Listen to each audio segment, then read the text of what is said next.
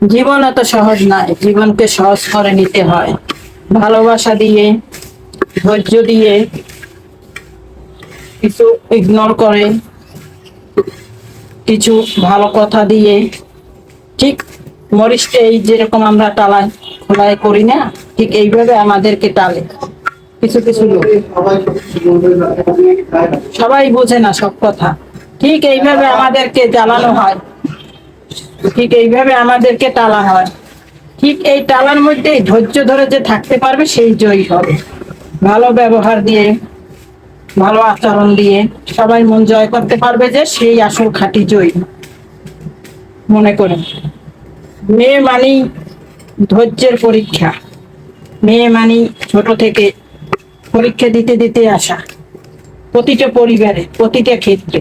তাই সবাই ধৈর্য ধরবেন, ঠান্ডা মাথায় সবকিছু সুন্দরভাবে, সৎভাবে এগোবেন। দেখবেন একদিন সফলতা আসবে, অবশ্যই সফলতা ধরাশয়ী আমাদের কাছে।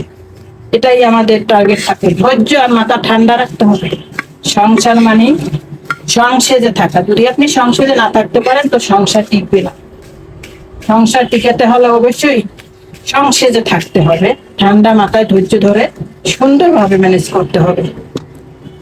কথাগুলো হয়তো সবাই ভালো লাগতেও না পারে, কিন্তু আমি মনে করি এইটি, কারণ আমি যেরকম আমিও তো সেই রকমই কথা বলবো, তাই না? ভুল ত্রুটি হতেই পারে। তো আপনারা বাকিটা বলবেন কমেন্টসে, আমার কথাগুলো কি ভুল। এই কলা ভর্তা চলছে, মরিচ তেলে আনলাম,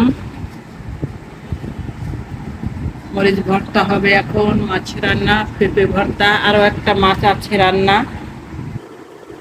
আজকের সামান্য আয়োজন এই হয়েছে, মাছ রান্না, বাইলা মাছ, এটা আইল মাছ, এটা পেঁপে ভর্তা চলছে, মরিচ ভর্তা হবে, কলা ভর্তা চলছে। আমাকে হেল্প করছে একজন ভর্তার জন্য। আমার ছেলে আমাকে হেল্প করতে আসে ভর্তা বানানোর জন্য, ডলে দিচ্ছে নরম করে। রেডি হয়ে গেল ভর্তা। কার কার প্রিয় আলু ভর্তা, পেঁপে ভর্তা, আনাজি কলা ভর্তা, মরিচ ভর্তা, আইড় মাছ রান্না, বাইলা মাছ রান্না, এগুলো আজকের মেনু। আর সাথে ডাল চচ্চড়ি আছে।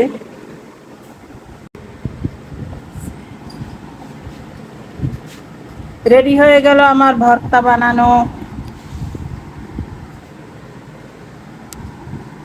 আমি পেঁপে ভর্তা করলাম, আনাজি কলা ভর্তা করলাম, আলু ভর্তা করলাম, মরিচ ভর্তা করলাম।